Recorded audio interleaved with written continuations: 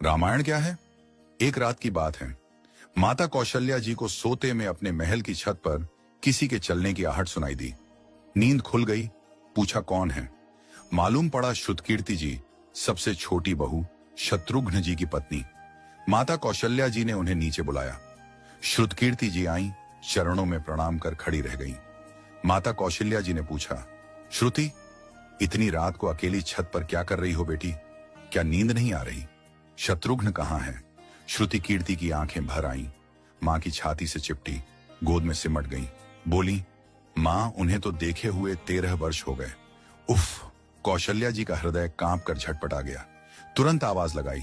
सेवक दौड़े आए। आधी रात ही पालकी तैयार हुई। आज शत्रुघ्न जी की खोज होगी। मां चली। आपको मालूम है शत्रुघ्न जी कहाँ मिले? अयोध्या जी के जिस दरवाजे के बाहर भरत जी नंदीग्राम में तपस्वी होकर रहते हैं, उसी दरवाजे के भीतर एक पत्थर की शिला है। उसी शिला पर अपनी बाह का तकिया बनाकर लेटे मिले। मां सिराहने बैठ गईं, बालों में हाथ फिराया तो शत्रुघ्न जी ने आंखें खोली। मां! उठे, चरणों में गिरे। मां, आपने क्यों कष्ट किया?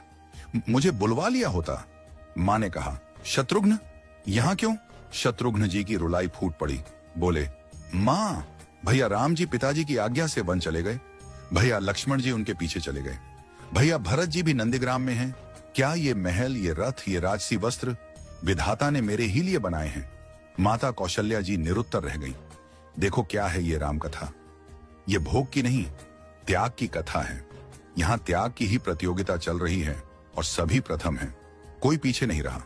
चारों भाइयों का प्रेम और त्याग एक दूसरे के प्रति अद्भुत, अभिनव और अलौकिक है। रामायण जीवन जीने की सबसे उत्तम शिक्षा देती है। भगवान राम को 14 वर्ष का वनवास हुआ तो उनकी पत्नी सीता मैया ने भी सहर्ष वनवास स्वीकार कर लिया। परंतु बचपन से ही बड़े भाई की सेवा में रहने वाले लक्ष्मण जी कैसे राम जी से दूर हो जाते? माता सुमित्रा से तो उन्होंने आज्ञा ले ली थी वन जाने की, परंतु जब पत्नी उर्मिला के कक्ष की ओर बढ़ रहे थे तो सोच रहे थे कि मां ने तो आज्ञा दे दी, परंतु उर्मिला को कैसे समझाऊंगा, क्या बोलूंगा उनसे? यही सोच विचार करके लक्ष्मण जी जैसे ही अपने कक्ष में पहुंचे तो देखा कि उर्मिला जी आरती का थाल लेके खड़ी थी और बोली, आप मेरी चिंता छोड़ प्रभु, श्री राम की सेवा में वन को जाओ। मैं आपको नहीं रोकूंगी। मेरे कारण आपकी सेवा में कोई बाधा ना आए, इसलिए साथ जाने की जिद भी नहीं करूंगी। लक्ष्मण जी को कहने में संकोच हो रहा था, परंतु उनके कुछ कहने से पहले ही उर्मिला जी ने उन्हें संकोच से बाहर निकाल दिया।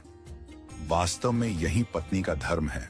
पति संकोच में पड़े उससे पहले ही पत्नी उसके मन की बात जानकर उसे संकोच से बाहर कर दे।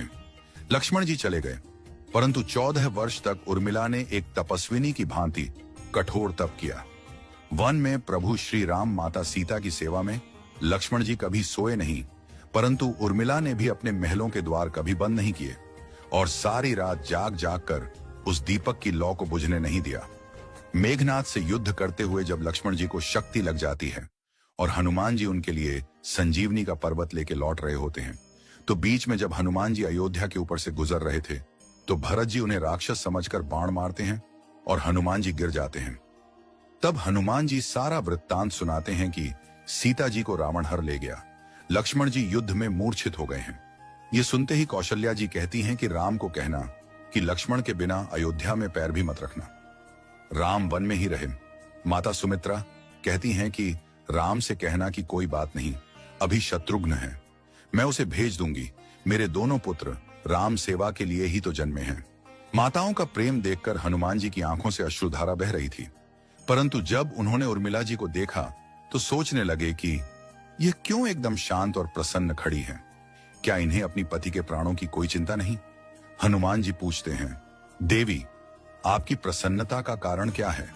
आपके पति के प्राण संकट में हैं। सूर्य उदित होते ही सूर्य कुल का दीपक बुझ जाएगा।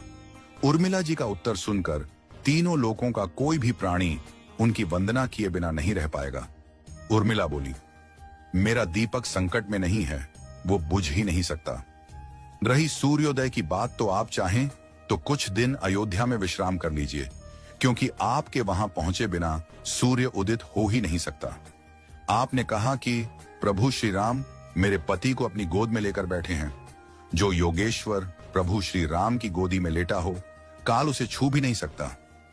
यह तो वो दोनों लीला कर रहे हैं। मेरे पति जब से वन गए हैं तब से सोए नहीं हैं। उन्होंने न सोने का प्रण लिया था, इसलिए वे थोड़ी देर विश्राम कर रहे हैं, और जब भगवान की गोद मिल गई तो थोड़ा विश्राम ज्यादा हो गया। वे उठ जाएंगे।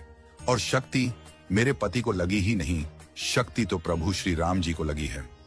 मेरे पति की हर श्वास में राम है, हर धड़कन में राम, उनके रोम रोम में राम है, उनके खून की बूंद बूंद में राम है। और जब उनके शरीर और आत्मा में ही सिर्फ राम है तो शक्ति राम जी को ही लगी, दर्द राम जी को ही हो रहा। इसलिए हनुमान जी आप निश्चिंत होके जाए, सूर्य उदित नहीं होगा। राम राज्य की नींव जनक जी की बेटियां ही थीं, कभी सीता तो कभी उर्मिला। भगवान राम ने तो केवल राम राज्य का कलश स्थापित किया, परंतु वास्तव में राम राज्य इन सब के प्रेम, त्याग, समर्पण और बलिदान से ही आया। जिस मनुष्य में प्रेम, त्याग, समर्पण की भावना हो, उस मनुष्य में राम ही बसता है। कभी समय मिले तो अपने वेद, पुराण, गीता, रामायण को पढ़ने और समझने का प्रयास कीजिएगा।